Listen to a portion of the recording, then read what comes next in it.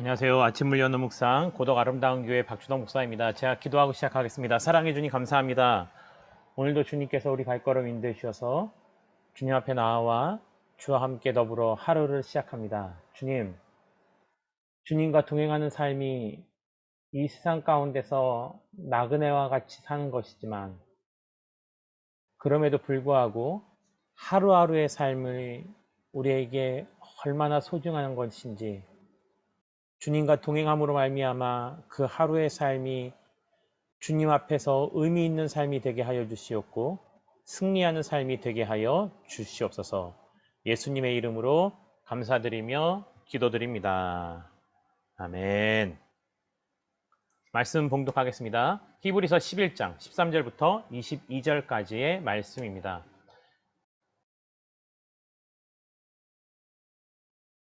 이 사람들은 다 믿음을 따라 죽었으며 약속을 받지 못하였으되 그것들을 멀리서 보고 환영하며 또 땅에서는 외국인과 나그네임을 증언하였으니 그들이 이같이 말하는 것은 자기들이 본향 찾는 자임을 나타냄이라. 그들이 나온 바 본향을 생각하였더라면 돌아갈 기회가 있었으려니와 그들이 이제는 더 나은 본향을 사모하니 곧 하늘에 있는 것이라. 이러므로 하나님이 그들의 하나님이라. 일컬음 받으심을 부끄러워하지 아니하시고 그들을 위하여 한 성을 예비하셨느니라. 아브라함은 시험을 받을 때에 믿음으로 이삭을 드렸으니 그는 약속들을 받은 자로 돼 그 외아들을 드렸느니라. 그에게 이미 말씀하시기를 내 자손이라 칭할 자는 이삭으로 말미암으리라 하셨으니 그가 하나님이 능히 이삭을 죽은 자 가운데서 다시 살리실 줄로 생각한지라. 비유컨대 그를 죽은 자 가운데서 도로 받은 것이니라. 믿음으로 이삭은 장차 있을 일에 대하여 야곱과 에서에게 축복하였으며 믿음으로 야곱은 죽을 때에 요셉의 각 아들에게 축복하고 그 지팡이 머리에 의지하여 경배하였으며 믿음으로 요셉은 임종시에 이스라엘 자손들이 떠날 것을 말하고 또 자기 뼈를 위하여 명하였으며. 아멘. 안녕하세요. 더운 날씨 어떻게 보내고 계십니까? 하루하루를 혹시나 더위 때문에 견디고 하시는 것은 아닌지 오늘 하루를 살아가시는 데 있어서요. 비록 날씨는 덥지만 여전히 우리와 함께 하시는 하나님이 계심으로 정말 마음은요. 주님과 더불어 기쁨이 충만하시기를 주님의 이름으로 축원드립니다. 오늘 말씀은요. 계속해서 믿음장이라고 하는 히브리서 11장 말씀을 살펴보고 있습니다. 내용은 간단하게 설명하면 이렇습니다. 우리가 이 땅 가운데서 살아감은 원래 가야 될 목적지는 천국이죠. 그런데 우리는 아직 땅에 살고 있습니다. 우리의 신분을 말하자면요. 우리는 아직은 이 땅에 살고 있는 천국 백성들입니다. 그래서 천국에서 살아가는 그 삶의 목적을요. 이 땅 가운데서 이루어가며 살아가는 것입니다. 하지만 최후 목적지는 이 땅이 아니기 때문에 이 땅 가운데서의 삶을 뭐라고 표현하고 있냐면요. 바로 나그네의 삶이다라고 표현하고 있습니다. 잠시 지나쳐가는 시간들이라는 거죠. 하지만 이러한 생각이 자칫 왜곡되어서 우리 삶 가운데 적용되어지면 이 땅 가운데 사는 것은 아무 소망이 없으니 죄악만 가득하다. 그리고 이 땅 가운데서는 그저 염세주의적인 생각으로 비난과 비판만 하고 이 땅 가운데서 살면서 오로지 천국만을 향해서 가는 사람들은요. 오히려 이 땅 가운데서도 살아가지 못하는 것이고 또 천국에서도 살아가지 못할 삶입니다. 우리는 나그네와 같은 삶을 이 땅에서 살고 있지만 이곳에서도 우리가 장차 본향에 갈 그 천국의 삶을 맛보아야 되는 것입니다. 완전하지 않은 세상이지만 그 안에서 우리는 하나님의 은혜를 누리며 살아갈 필요가 있다라는 것입니다. 말씀 볼까요? 구약에 있던 믿음의 선조들은 13절 말씀 보니까 이 사람들은 다 믿음을 따라 죽었으며 약속을 받지 못하였으되. 그렇죠. 그들은 믿음을 따라 보이지 않는 그 본향을 향해서 살아갔고 나그네와 같은 삶이었지만 그 믿음이 흔들리지 아니하고 끝까지 그 믿음을 지키며 살아갔습니다. 그러면서 그들도 뭐라고 말하고 있냐면요. 14절 말씀을 보니까요. 그들이 이같이 말하는 것은 자기들이 본향 찾는 자임을 나타냅니다. 궁극적으로 가게 될 그 천국에 대한 삶을 그들도 이루어가면서 살아가고 있는 것이 자기들의 인생이라는 것을 말하고 있다는 겁니다. 무엇으로요? 자신의 삶으로요.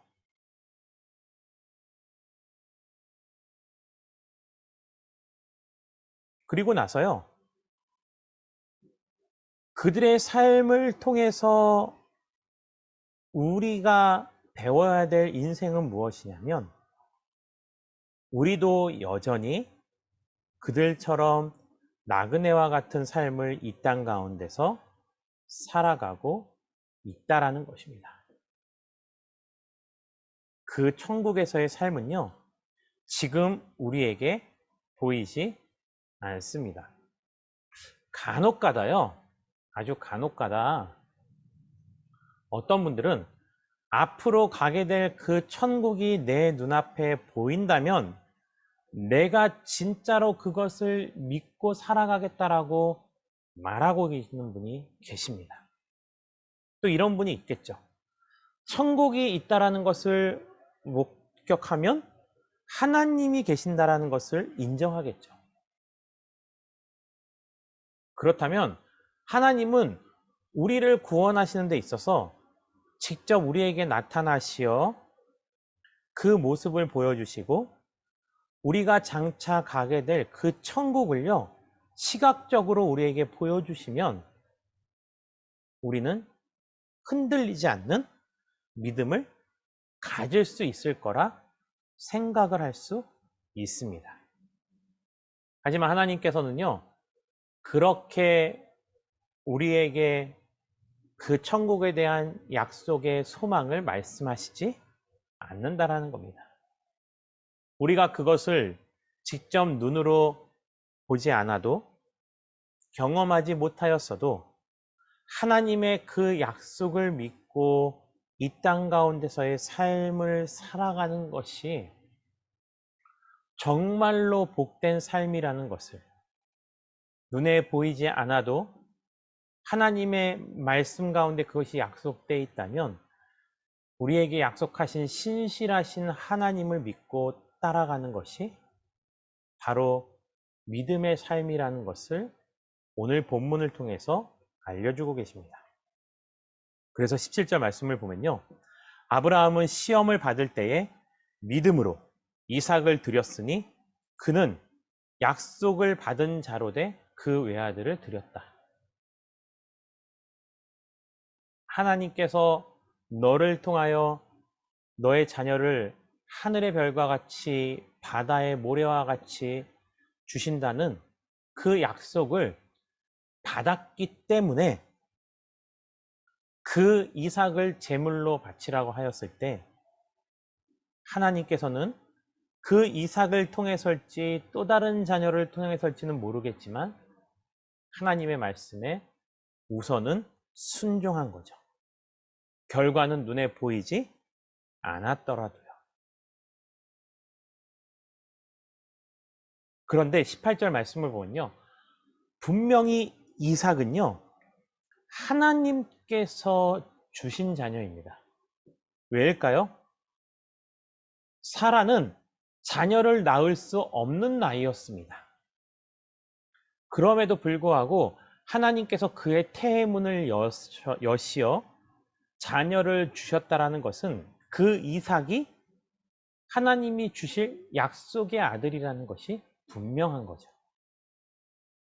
그래서 아브라함이 이삭을 제물로 드릴 때에 하나님께서 다시 살리실 줄 믿고 그는 의심의 여지 없이 그 아들을 제물로 드릴 수 있었던 것입니다. 결론적으로 아브라함은 그 아들 이삭을 제물로 드렸나요? 아니죠. 하나님이 그의 손을 멈추셨습니다. 그의 행동은 여기 멈춰져 있지만 이미 마음은 하나님께 순종하여서 그 아들이 죽은 후에도 다시 살릴 것을 믿었기 때문에, 살려주실 것을 믿었기 때문에 성경에서는요, 뭐라고 비유하고 있습니까? 비유컨대 그를 죽은 자 가운데서 도로 받은 것이라. 하나님이 보셨을 때는 믿음으로 이미 드린 것과 같았다라는 것입니다. 믿음이라는 것이 이렇습니다. 우리가 행동으로 하지 않아도 우리에게 온전한 믿음이 있다면 그 믿음은 우리 눈에 보이지 않는 것을 향해서 이미 도착한 거나 마찬가지라는 거죠.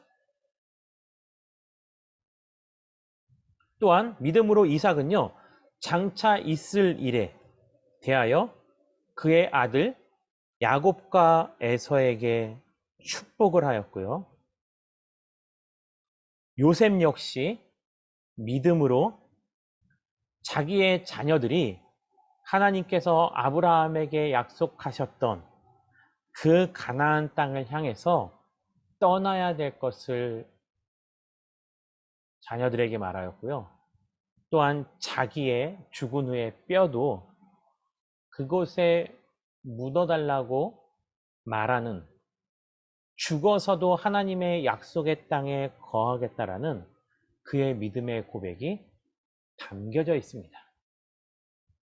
이처럼 오늘 우리는요, 우리가 어느 것을 바라보며 인생을 살아가고 있느냐에 따라서 우리의 생각과 말과 행동이 결정되어지는 것입니다.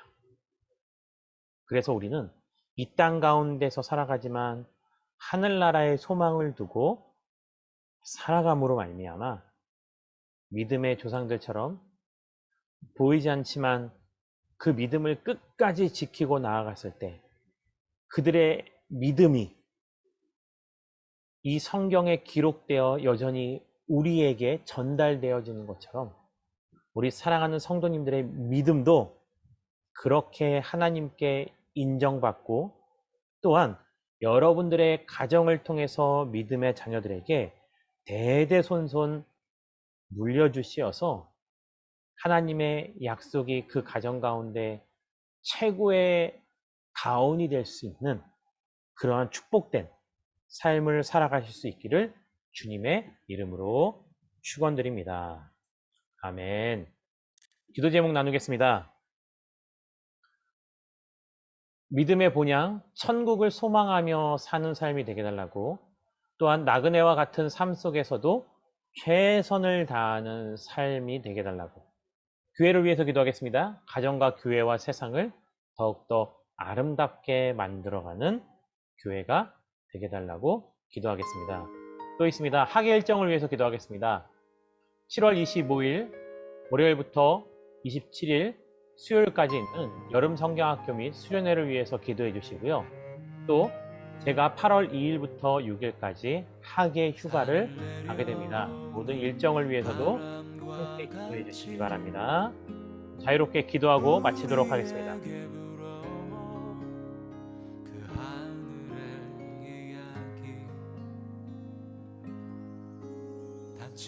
우리 마음 자유케 하던 그 속에서 한 목수의 이야기 나와 같은 이도 복이 있다더 이전엔 한 번도 듣지 못한 이야기